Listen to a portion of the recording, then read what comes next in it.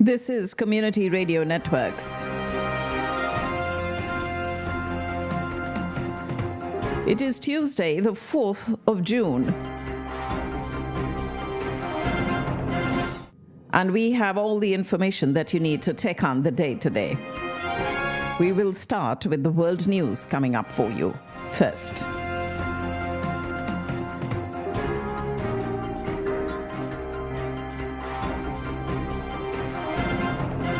This is Community Radio Networks, the world news read by Shabnam Madgil. Israel believes that more than a third of the remaining Gaza hostages are dead. This according to a government tally as the United States sought to advance their recovery under a proposal to wind down the conflict with Hamas. Of about 250 people dragged into the Gaza Strip by Hamas during the October 7th cross-border rampage that sparked the offensive, scores were freed in a November truce, while others have been recovered dead or alive by Israeli troops.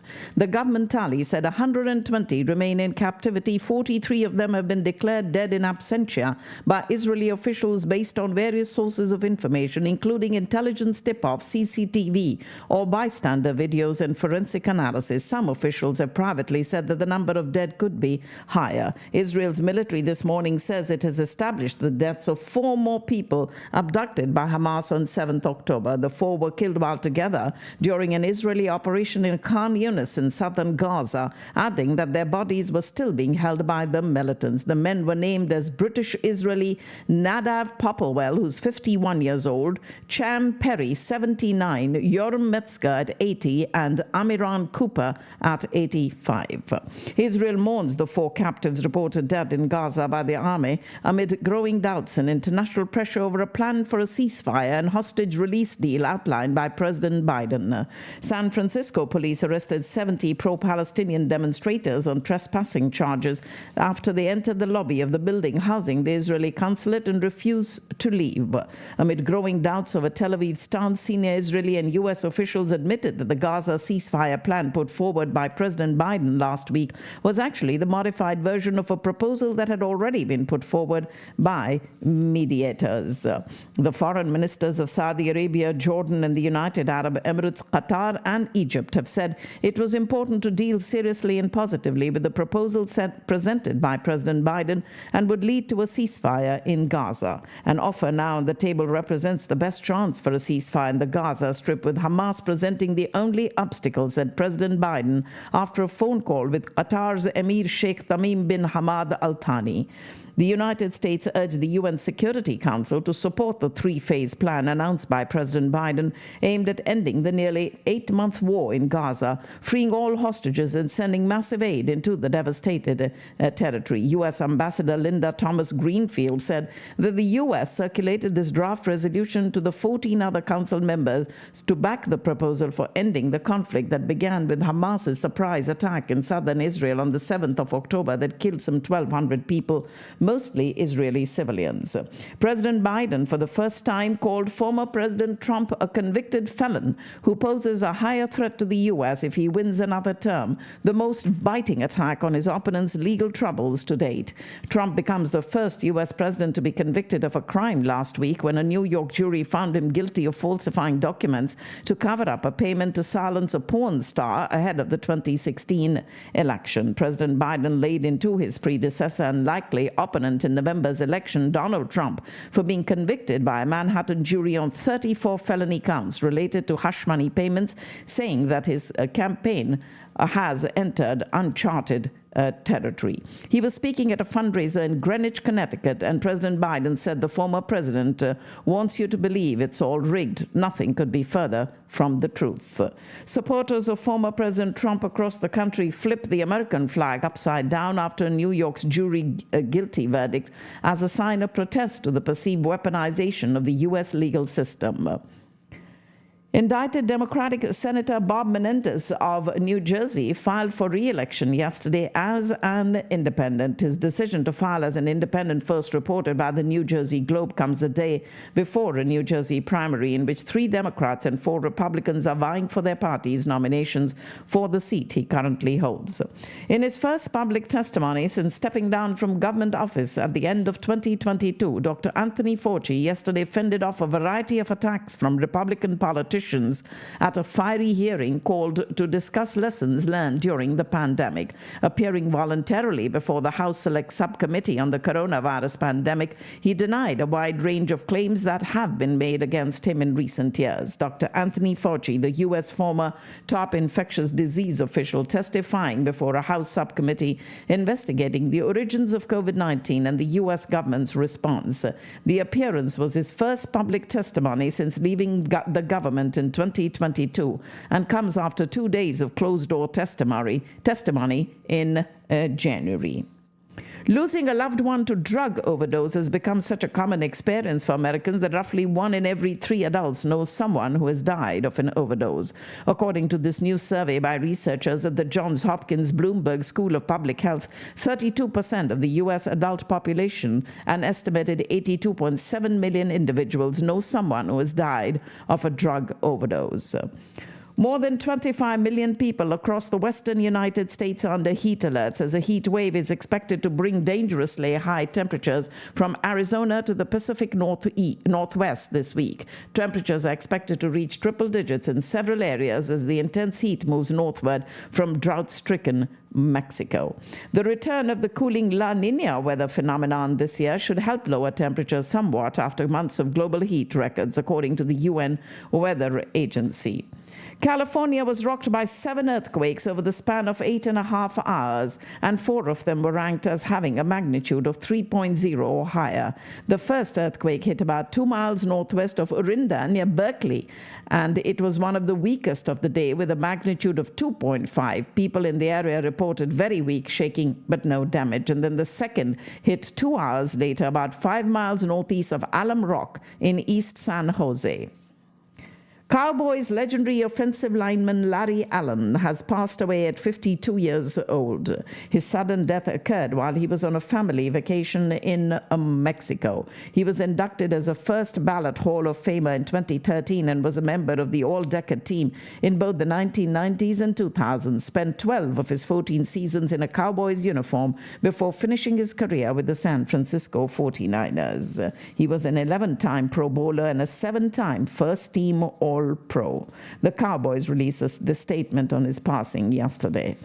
And Vice President Kamala Harris will travel to Switzerland for the summit on peace in Ukraine after Ukrainian President Zelensky urged President Biden to attend. Harris will participate in the summit on the 15th of June in Lucerne, where she is set to underscore the Biden-Harris administration's commitment to supporting Ukraine's effort to secure a just and lasting peace based on Ukraine's sovereignty and territorial integrity and the principles of the UN Charter. She will be joined by National Security Advisor Jake Sullivan to represent the U.S. at the summit. And while in Switzerland, she will also reaffirm support for the people of Ukraine as they defend themselves against ongoing Russian aggression. An honorary send-off was held at Chicago's O'Hare Airport for a group of 3 men, all World War II veterans who are headed to France to commemorate D-Day. Inside O'Hare's Terminal 1, a line of passengers and airport staff saluted 3 of the nation's heroes as they prepared for the special journey back to the beach where many of their brothers lost their lives. Amanda Knox will be back in an Italian courtroom this week to defend herself against a 16-year-old slander conviction that she hopes to beat once and for all. Her chance was made possible when a European court ruled that Italy violated her human rights during a long night of questioning after the murder of her British roommate in November of 2007. She's returning to that familiar Italian courtroom, this time to face slander allegations. The 36-year-old American will return to court tomorrow for wrongly accusing a Congolese bar owner of murdering her roommate Meredith Kircher while the young women were exchange students in Italy. The case featured multiple convictions and appeals and instantly became a high-profile case spreading across the globe. President Biden is expected to sign an executive order today allowing him to temporarily seal the U.S. border with Mexico to migrants when crossing surge, a move that would suspend long-time protections for asylum seekers in the U.S. It is the White House telling lawmakers that President Biden is preparing to sign off this executive order that would shut down asylum requests at the U.S.-Mexico border once the average number of daily encounters hits 2,500 between ports of entry, with the border reopening only once that number declines to 1,500. The president is planning to announce this executive action on border security today. And Governor Greg Abbott says the state's own border security effort is leading to additional arrests. Texas deployed state police and the National Guard to the border in 2021 for a project called Operation Lone Star. And since then, Abbott's office says they have made 512,300 apprehensions, 43,400 criminal arrests, and filed 38,200 felony charges. Gunmen have killed the female mayor of a town in Mexico just hours after the country celebrated the election of Claudia Sheinbaum as the nation's first woman president. Yolanda Sanchez was shot in the town of Cotija, which she had governed since September 2021, and was the first woman to be elected to that post. Widespread violence against politicians has overshadowed Mexico's general election, which saw 2 women run for the presidency. Yolanda Sanchez was ambushed by gunmen yesterday, and local media say she was shot 19 times and died in the hospital shortly after the attack, and her bodyguard was also killed in this gun battle. No arrests have been made so far in connection with this attack, but it is widely thought that the gunmen belong to an organized crime group.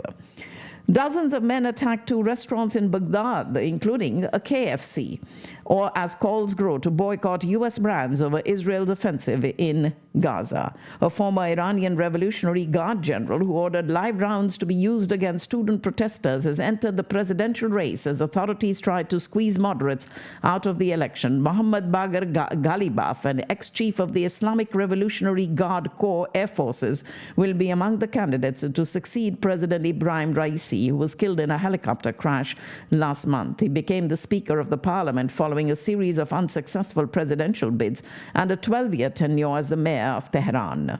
Iran's hardline parliament speaker, emerging as the most prominent candidate from within the country's Shiite theocracy in the race for the June 28th presidential election to replace the late Ibrahim Raisi, was killed in that helicopter crash last month. And Syria's foreign minister has said today that any dialogue between Syria and Turkey should follow Ankara's announcement that it will withdraw its troops from all Syrian territories it controls. South Africa's governing African National Congress faced with a tricky dilemma which will determine the future of the country after it spectacularly lost its parliamentary majority in last week's election. Having won only 40% of the vote, the ANC needs to find a coalition partner to secure a majority in parliament which will support its choice of president and legislative plans unless it tries to go alone with a minority government. And the Tiger Meet air defense maneuver got underway in the airspace over northern Germany with aircraft and personnel from 11 NATO members plus non-NATO countries, Switzerland and Austria, taking part. The number of known fatalities as a result of the flooding in Germany's south has risen to 5. Several areas in southern Germany have experienced levels of rainfall in recent days that typically only occur once every 50 to 100 years, according to the German Meteorological Service.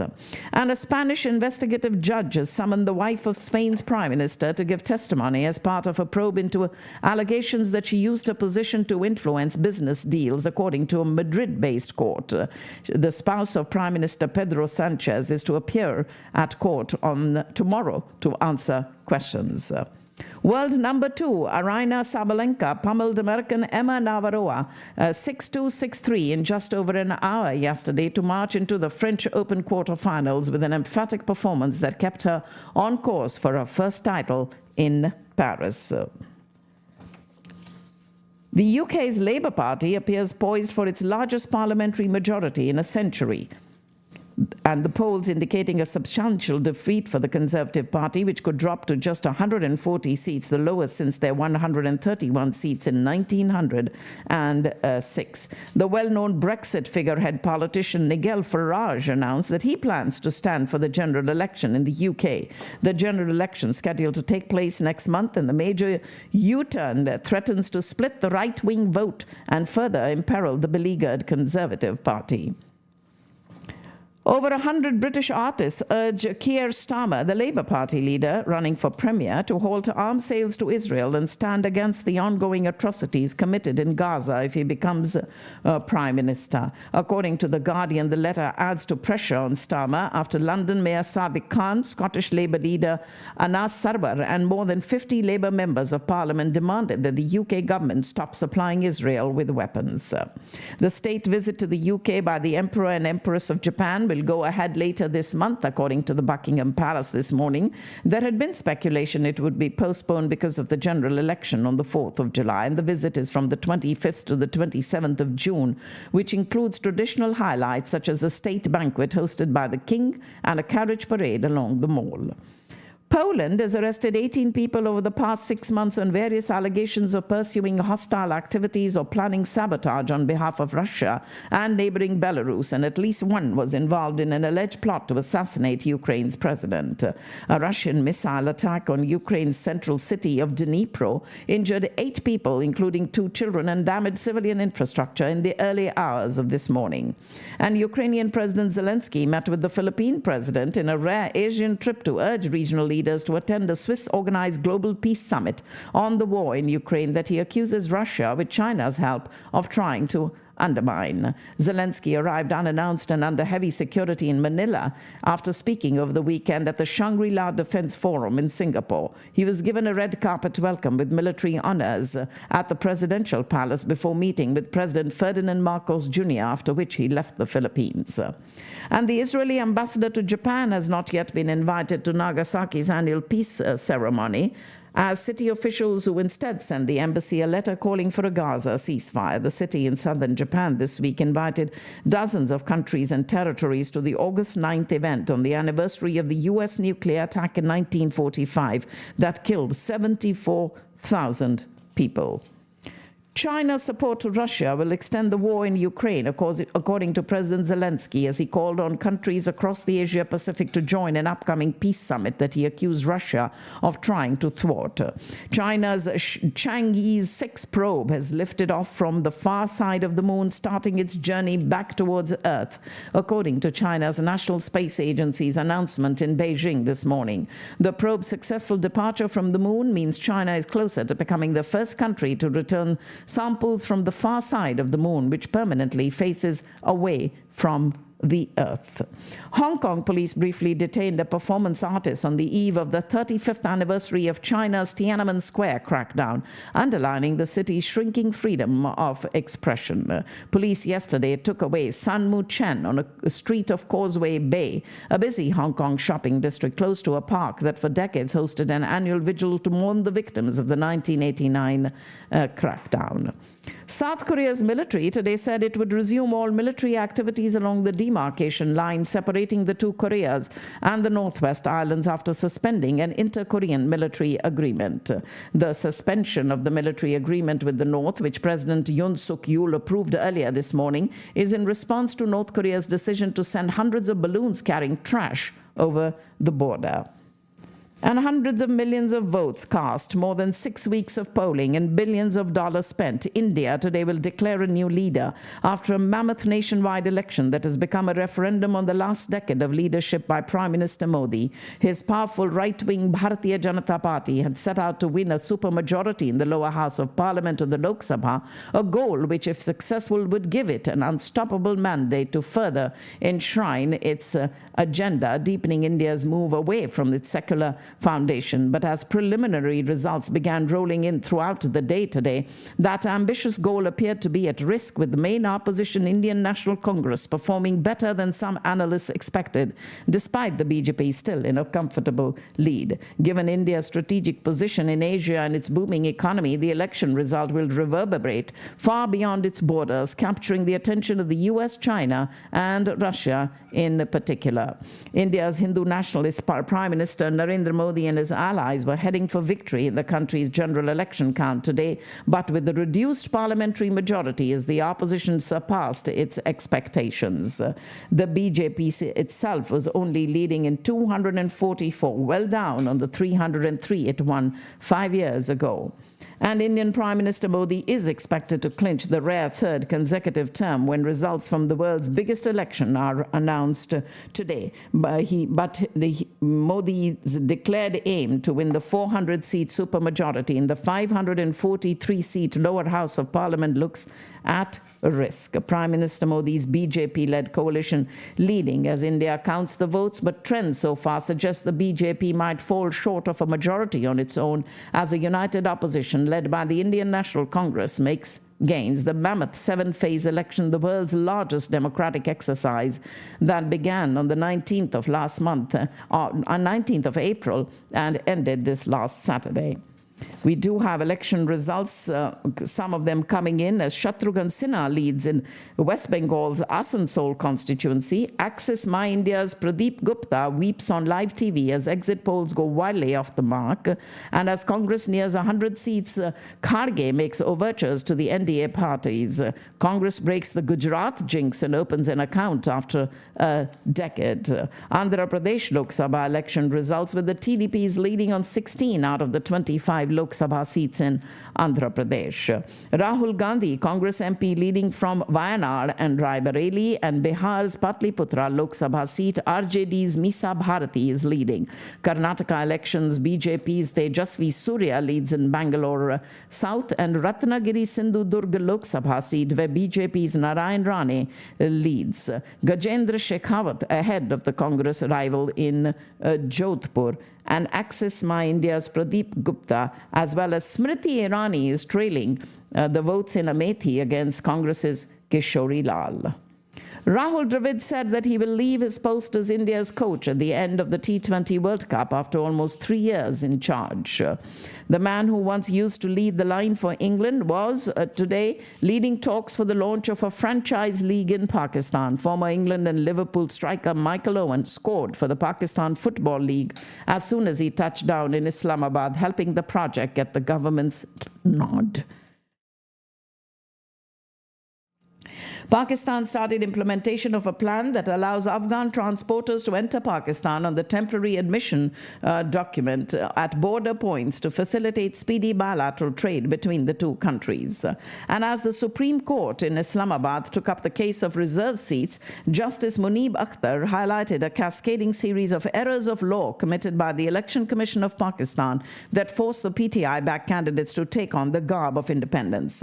Dr. Helen Mary Roberts has been promoted to the rank of brigadier in the Pakistan Army Medical Corps, making her the first female brigadier to hail from the country's Christian community. Prime Minister Shehbaz Sharif congratulated Brigadier Roberts on her promotion. She has served as a pathologist in the Pakistan Army Medical Corps for 26 years. And a Christian man who was badly injured in a mob attack in Sargodha after being accused of committing blasphemy died after fighting for his life at a hospital for 8 days. The 70-year-old Nazir Masi had sustained head injuries before he and other Christians were rescued by police amid violence by an enraged mob in Sargodha's Mujahid colony over alleged desecration of the Holy Quran on the 25th of May.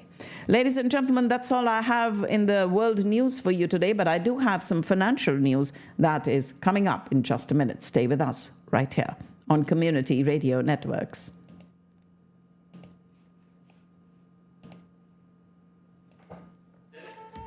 Guys, thank you very much.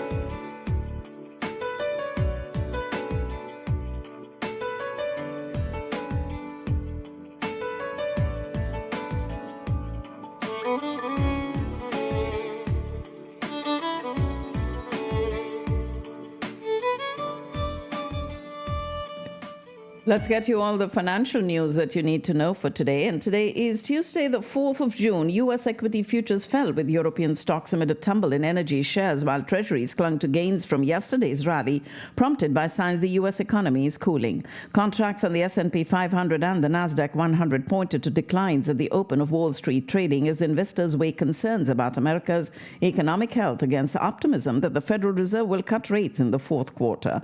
BP, British Petroleum and Total Energies dropped at least 3%, dragging Europe's stock 600 index down 0.7%.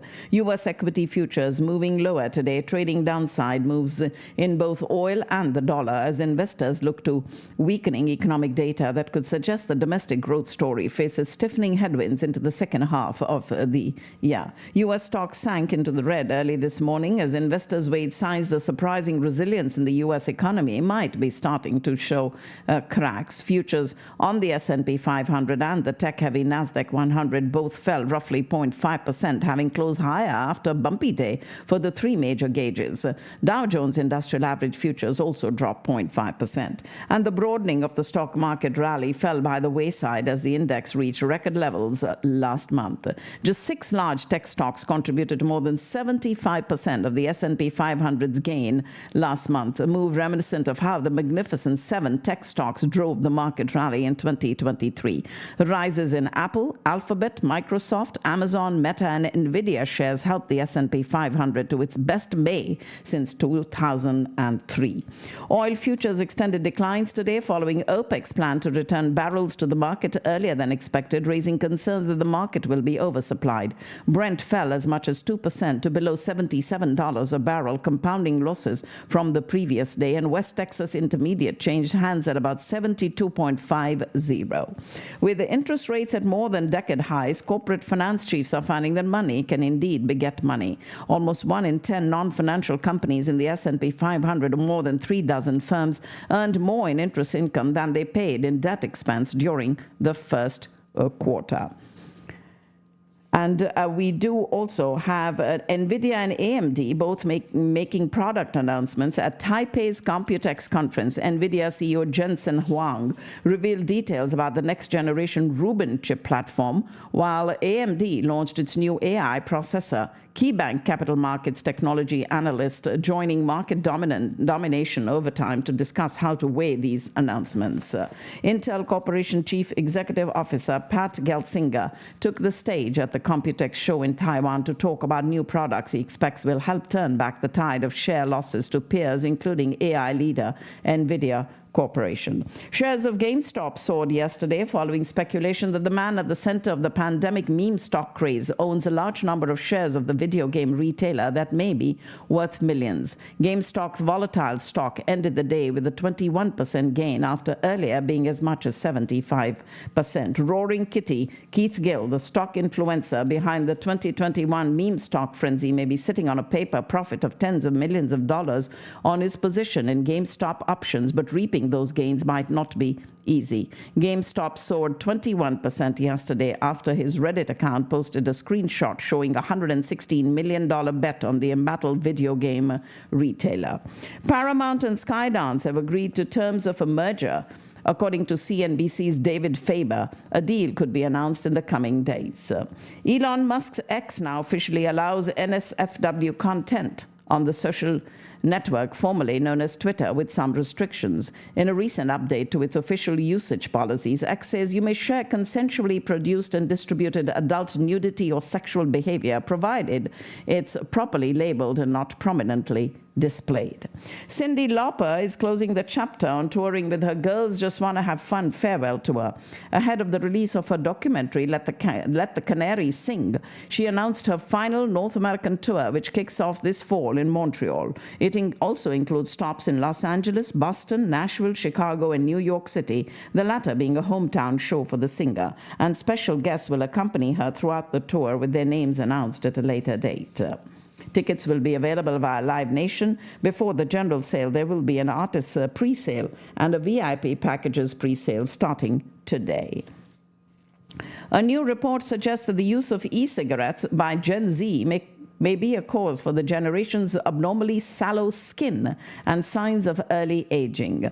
A member of the British Association of Dermatologists, Dr. Bav Shergill, recently spoke with the Daily Mail about the possible connection between early aging and vaping and how it could be causing irreparable damage to young people, mainly because of the products that contain nicotine. Nearly a week after the power went out in North Texas, Encore is still reporting more than 8,000 power outages for all customers. And you can join the American Heart Association's Nation of Lifesavers. You could be the difference between life and death for someone experiencing a cardiac event. Be ready to act by learning hands-only CPR. A survey shows that only half of Americans would perform life-saving CPR. That's because the other half don't know what to do, fear legal ramifications or hurting the victim, and think someone else will come to the rescue. But the benefits of performing CPR far outweigh the risk and can double or triple the chance of survival. So don't wait for someone else to step up. Learn and do CPR. You might even save someone you love. Mexico's peso sank for a second session after an unexpected landslide election win by the ruling party injected local political risk into one of the world's top carry trades. The peso shed as much as 2.9% to 18.19 per dollar, and that added to its 3.8% loss yesterday. That was its worst one-day tumble since June 2020. Europe's aviation regulator will propose next week that its counterpart, the U.S. Federal Aviation Administration, joins its safety audits of Airbus planes in the region. Speaking on the sidelines of the Berlin Aviation Summit, the European Union Aviation Safety Agency's new director told Reuters he will be in Washington next week to meet with the FAA. GSK plc shares plunged in the wake of a court ruling that the UK drug maker, alongside others including Sanofi, must face trials over whether the former heartburn treatment Zantac causes cancer. The stock fell as much as 10% in London trading, wiping about £7 billion from its market value, and the drop is the worst since another Zantac-related rout in August of 2022. Zara plans to launch live shopping shows on its app and website in the UK, Europe, and the US between August and October this year due to its live streams in China, contributing to the brand selling 50% more product sizes in the first quarter of this year compared to last year. Zara has been live streaming weekly 5-hour shopping shows on Douyin, TikTok's Chinese sister app, and the broadcasts feature models showcasing Zara apparel, footwear, and accessories in a variety of catwalks, dressing rooms, and behind-the-scenes settings. Police in Canada have arrested 2 individuals accused of concealing a collection of stolen classic cars worth over $2 million in a barn in southwestern Ontario. And the discovery, which includes vehicles dating back to the early 20th century, came after a months-long investigation. Millions of Nigerians are without electricity after the national grid was shut down as part of a general strike over the rising cost of living. The country was plunged into darkness when union members prevented operators at the country's power control rooms from working and shut down electricity substations. Many flights have also been cancelled in the country's busiest airport in Lagos and in the capital of Abuja. Several Japanese car manufacturers, including Toyota and Suzuki, are under fire for allegedly failing to carry out proper safety tests before some vehicle models were certified. Similar cases were also found at Honda, Mazda, and Yamaha. Sales of 3 models produced in Japan will be stopped for the time being, according to an announcement by Toyota. 3 of the 7 models, the Corolla Fielder, the Corolla Axio, and the Yaris Cross, are still in production, while the remaining models, Crown, Isis, Sienta, and RX, are no longer being manufactured. Results from Toyota's investigation into testing methods and certification methods in crash testing found wrongdoing as it pertains to 7 different models. Indian stocks have plunged today as vote counting in the country's election suggested that Prime Minister Modi's dream of a landslide victory is at risk, raising doubts about his ability to push through more aggressive economic reforms. India's benchmark Sensex index, which tracks 30 large companies, and the broader Nifty 50 index each closed down by nearly 6%. The worst daily drop for Indian stocks since 2020 came 24 hours after both indexes hit record highs as weekend exit polls prompted experts to predict a resounding victory for Prime Minister Modi. The world's biggest election concluded on Saturday. And the Indian shares have plunged over 8% today, set for their worst day in 4 years and erasing their gains for 2024 as vote counting trends showed Prime Minister Modi's alliance falling short of a predicted landslide victory. His bloc looked set to secure a majority in early vote counting in the general election today, but the numbers were well short of the landslide predicted in the exit polls. With the day's losses, the benchmarks are nearly 1% so far this year, and all sectors were in the red. Banks fell 7.9%, realty dropped 9.3%, infrastructure declined 13%, while oil and gas stocks lost 11.7%, and state-run companies and public sector banks retreated 19 and 18% respectively. The Indian rupee dropped to as low as 83.48 against the dollar versus its previous close to 83.14. The benchmark 10-year bond yield rose as much as 12 basis points to 7.06%. Shares in the main listed unit of Indian billionaire Gautam Adani's conglomerate fell 25%, and Adani is considered a long-time close associate of Prime Minister Modi, both from Gujarat state. Opposition parties and other critics have accused Adani of benefiting from their relationship to unfairly win business and avoid proper oversight. Pakistan recorded its highest monthly growth in exports in 3 years with a jump of almost 19% last month. Pakistan has selected 6 companies qualified to bid to buy national carrier Pakistan International Airlines. The announcement came a couple of weeks after Pakistan had extended the date for submitting expressions of interest, and a total of 8 companies and consortiums had expressed an interest. Bears took over at the Pakistan Stock Exchange as the shares plunged more than 800 points today, and the announcement of the federal budget for 24-25 remains in unusual limbo.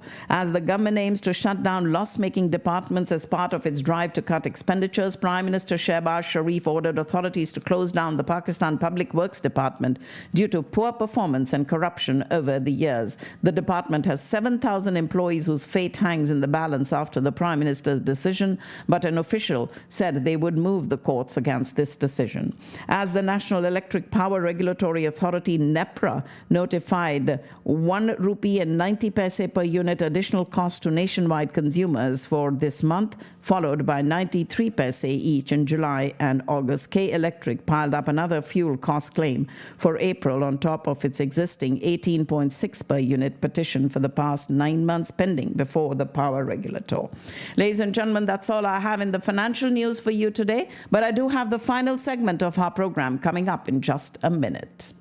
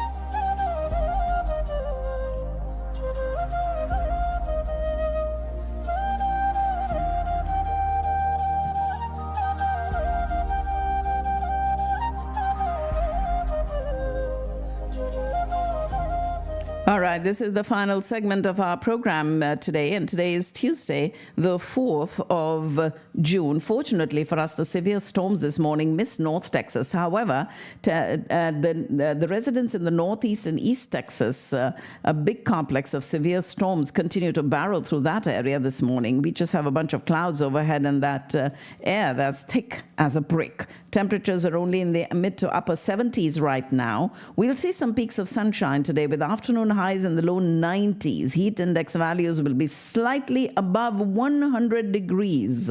We have another complex of storms that is forming in Oklahoma late this evening and barreling towards North Texas through the early morning hours. So right now it looks like residents that live east of 35W have the best chances for storms, especially McKinney, Dallas, and points east. Damaging wind and flooding will be the threats as temperatures fall into the low to mid 70s. Storms should exit out of the area tomorrow morning, giving way to peaks of sunshine with highs and in the low 90s.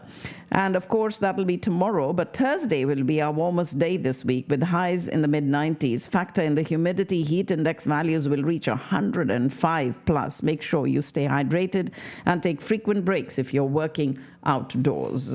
So that's your weather forecast for the next couple of days. Let me tell you about some of the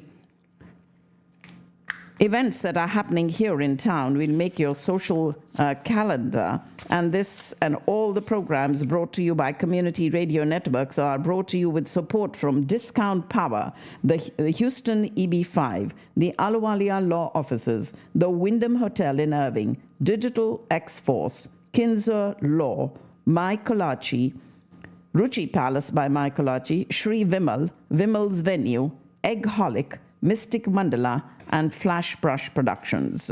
We're thrilled to share that the 20th anniversary of the Taste of the Cowboys, presented by Ashley and hosted by the Dallas Cowboys, featuring headliner John Michael Montgomery, will be happening this Friday at the Ford Center at the Star in Frisco.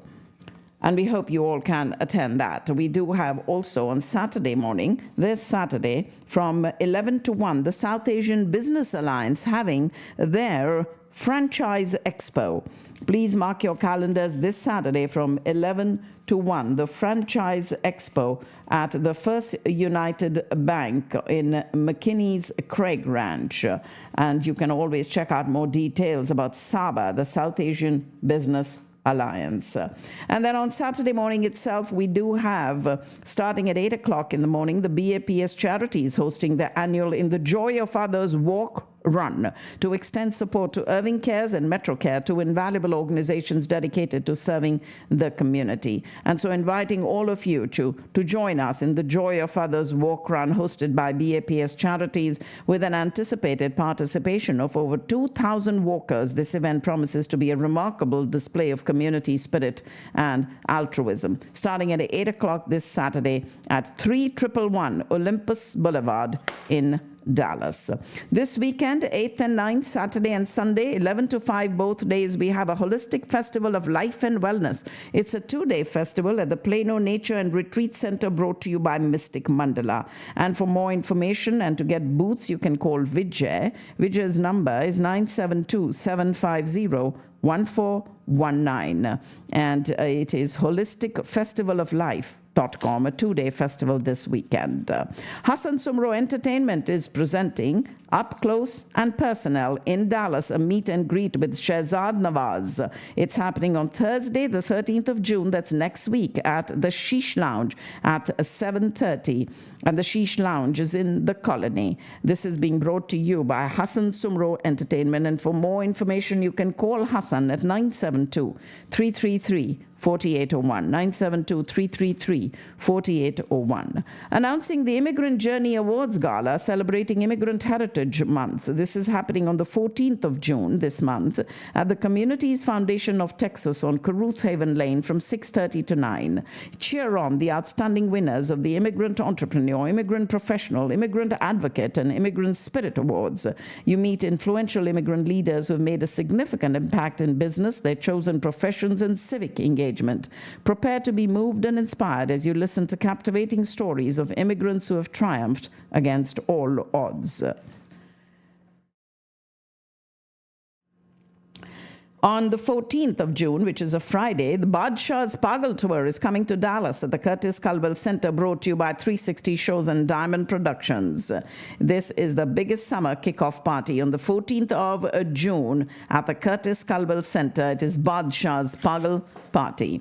Sri Gopal Prabhu Vijayate, organized by Vaishnav Sangh of Dallas, where the Srimad Bhagavad Gita Katha Maha Utsav is happening on the 14th, 15th, and 16th of this month at the DFW Hindu Temple, the Ekta Mandir in Irving. Healing the world with meditation, a world meditation hour. The world we live in is a reflection of who we are. Every thought has the power to affect the collective atmosphere. So let us together make effort to be angels of peace by spending an hour sending thoughts of healing and peace for the whole world. This is being brought to you by the Brahma Kumaris on Sunday, the 16th of June from 6:30 to 7:30. You can register at bkdallas.org. Brahma Kumari is bringing this to you. It is a World Meditation Hour. A-Cube Media is proudly presenting Shreya Ghoshal live in concert, and that is on Sunday, the 16th of June at 7 o'clock.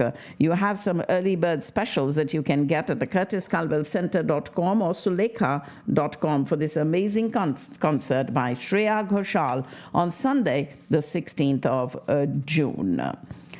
We have the International Yoga Day coming up, and the Mahatma Gandhi Memorial of North Texas, in partnership with the Consulate General of India, inviting you to International Day of Yoga 2024, Yoga for Humanity. On the 23rd of June, it's a Sunday from 7:30 to 9:30 in the morning at the Mahatma Gandhi Memorial Plaza in Irving.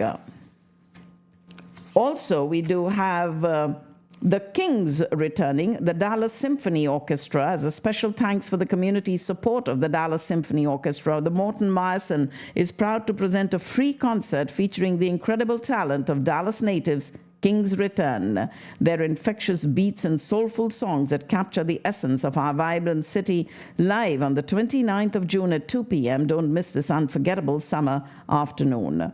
And as a special thanks for the community, they are doing this free concert on Saturday, the 29th of June at 2 p.m. Shankar Ehsan Loy live in concert in Dallas on the 29th of June. The presentation of the legendary trio Shankar Ehsan Loy.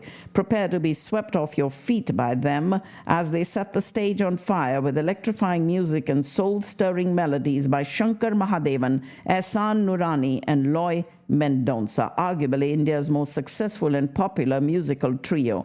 SEL became a nationwide sensation after they composed the chart busters of the 2001 movie called Dil Chahta Hai, and have since composed music for over 50 soundtracks in 5 languages. They are going to be at the Toyota Music Factory in Irving on the 29th of June.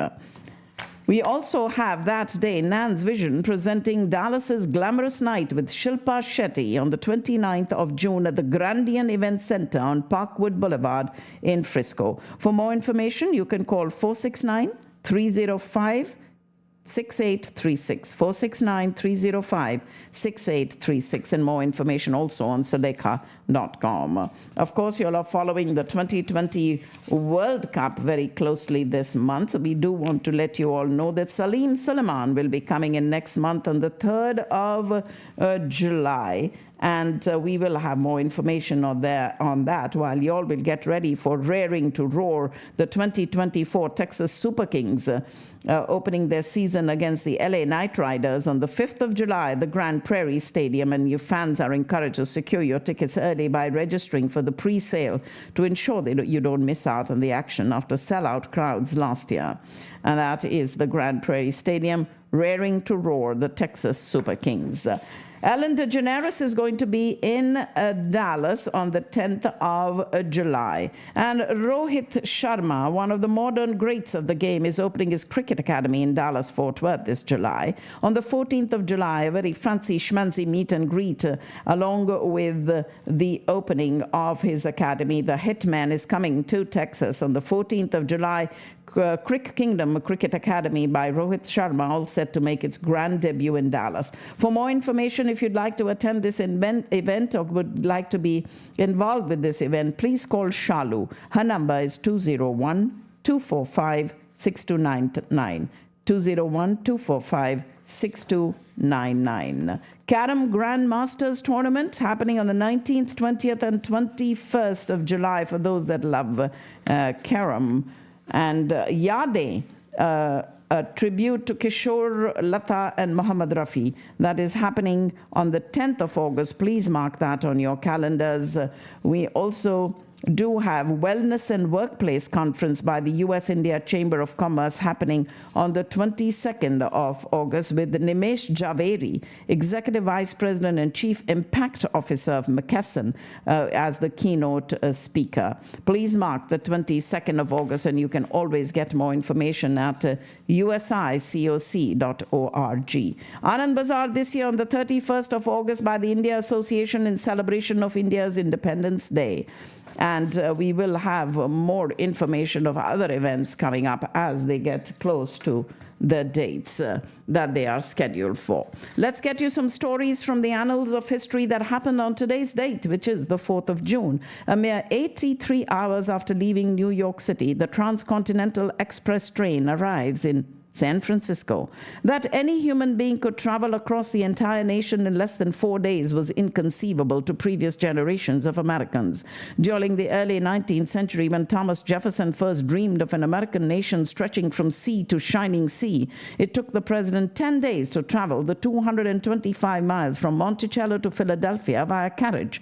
Even with frequent changing of horses, the 100-mile journey from New York to Philadelphia demanded 2 days hard travel in a light stagecoach. At such speeds, the coasts of the continent-wide American nation were months apart. How could such a vast country ever hope to remain united? And it was on today's date in 1876, 83 hours after leaving New York City, that the Transcontinental Express train arrives in San Francisco. Railroad promotions, however, naturally focused on the speedy express trains, and the arrival of this train in San Francisco on this day was widely celebrated in the newspapers and magazines of the day. With this new express service, a businessman could leave New York City on Monday morning, spend 83 hours in relaxing comfort, and arrive refreshed and ready for work in San Francisco by Thursday evening. The powerful agent of steam had effectively shrunk a vast nation to a manageable size. And that happened on today's date in 1876. And at approximately 4 a.m. on the 4th of June, in the same century, in 1896, in the shed behind his home on Bagley Avenue in Detroit, Henry Ford unveils the quadricycle, the first automobile he ever designed or drove. He was working as the chief engineer for the main plant of the Edison Illuminating Company when he began working on the quadricycle, on call at all hours to ensure that Detroit had electrical service 24 hours a day. He was able to use his flexible working schedule to experiment with his pet project, building a horseless carriage with a gasoline-powered engine. And his obsession with the gasoline engine had begun when he saw an article on the subject in a November 1895 issue of American Machinist magazine. And the following March, another Detroit engineer named Charles King took his own hand-built vehicle made of wood.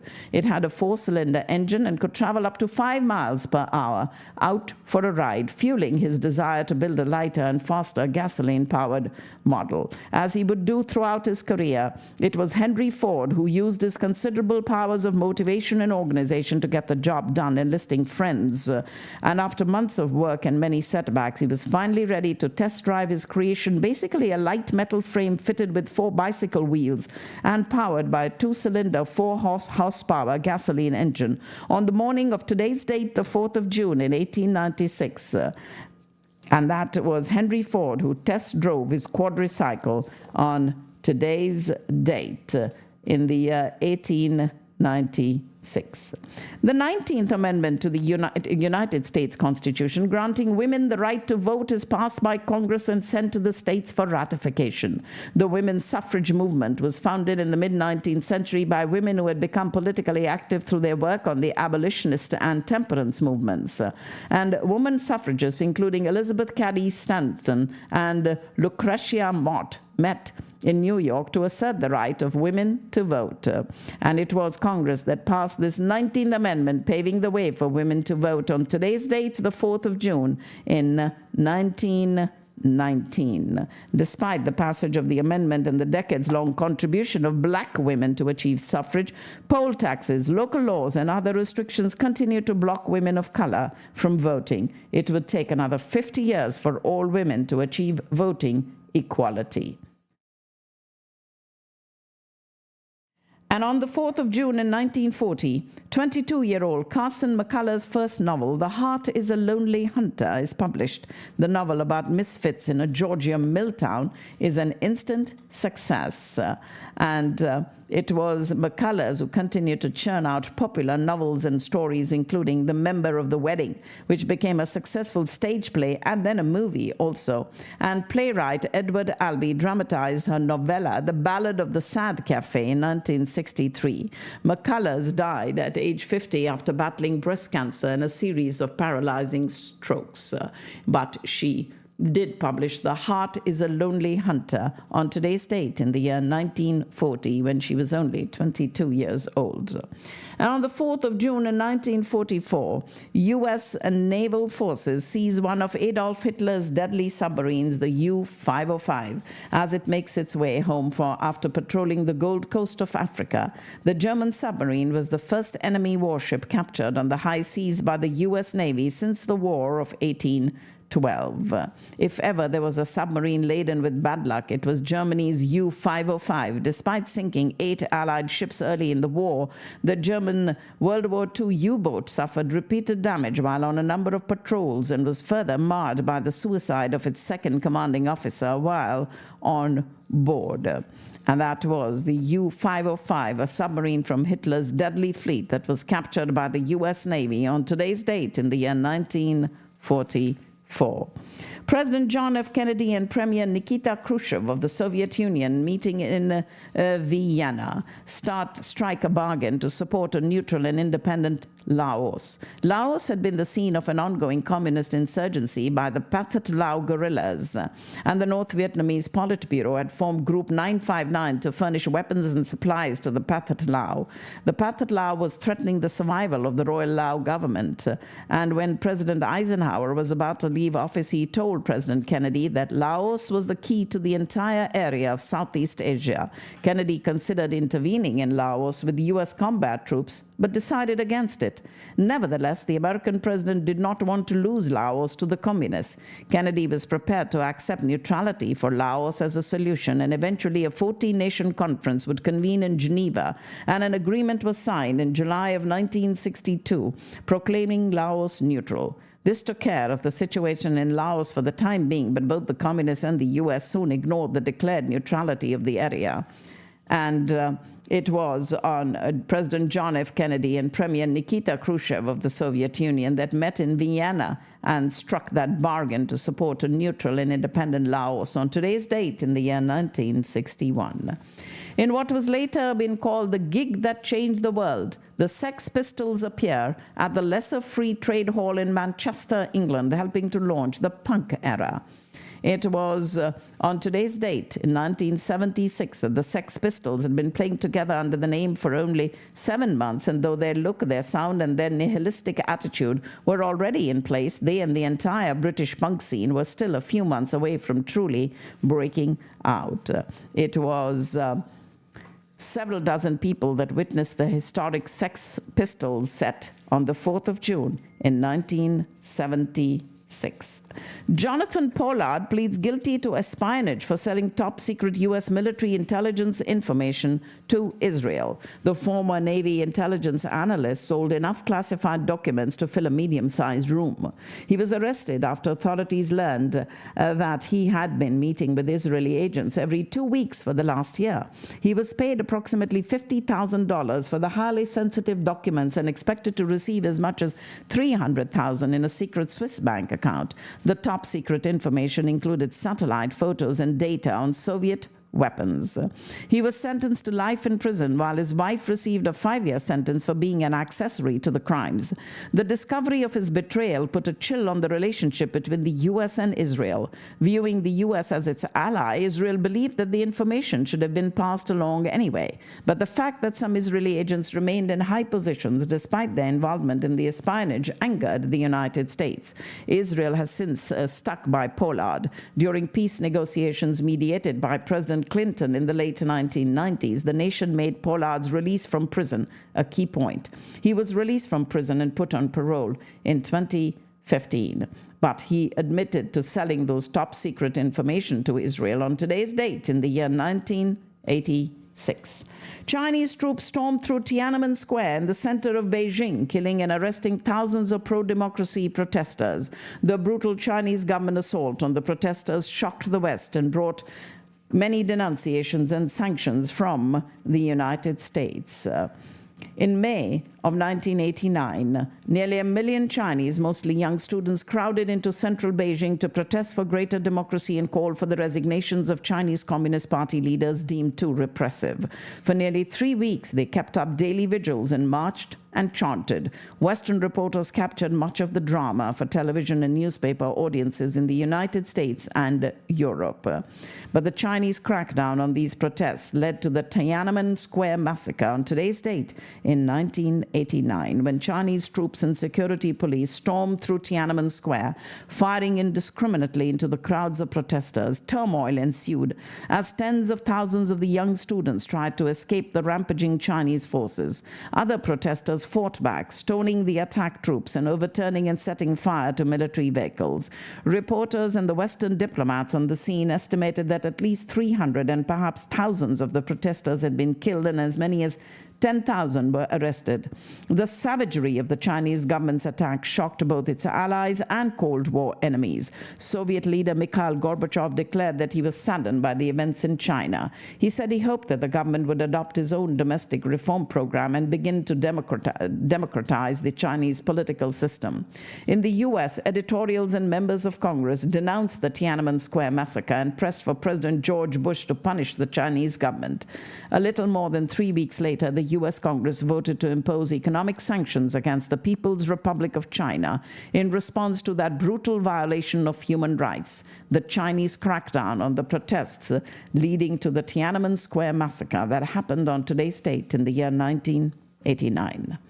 For domestic guru and media mogul Martha Stewart, known for her good things, tips and tricks, things turn very bad when a federal grand jury serves her and her former stockbroker a 9-count indictment, including charges of obstruction of justice, securities fraud, conspiracy, and making false statements. Martha Stewart, the CEO and chairwoman of Martha Stewart Living Omni Media, Inc., and a former Merrill Lynch broker, Peter Bakanavik, were handed the indictments following an investigation of a sale of I'm Clone Systems stock. Bakanavik was charged with obstruction, conspiracy, making false statements, and perjury. And then 61-year-old Martha Stewart resigned almost immediately from her position once the charges were made. She stayed on the board and as chief creative officer. But she and Bakanavik both pleaded not guilty to the indictments brought by former Manhattan U.S. Attorney and future FBI Director James Comey. Prosecutors charge that she was tipped off by Bakanavik that I'm Clone stock was going to drop after the company's owner received inside information that the Food and Drug Administration was going to decline to review an application for the company's cancer drug. Stewart shed her nearly 4,000 shares worth $230,000 one day before the FDA decision was announced. At trial, a federal jury found her, who maintained her innocence, guilty of conspiracy, obstruction, and 2 counts of lying to federal investigators. And that happened in 2004, and Bakanavik was found guilty on 4 of his 5 charges. An appeal for a new trial was denied, and she was sentenced to 5 months at a West Virginia minimum security federal prison. She served out the sentence in 2004 and then served 5 months of house arrest and 2 years of probation, resigned for a company's board, keeping the title of founding editorial director. Martha Stewart was indicted for securities fraud and obstruction of justice on the 4th of June, today's date, in the year 2003. And those, ladies and gentlemen, were some stories from the annals of history that happened on today's date, the 4th of June. And that also is my show for today. Hope you found it very informative. For those of you who'd like to reach me directly, my number is 214-675-1754.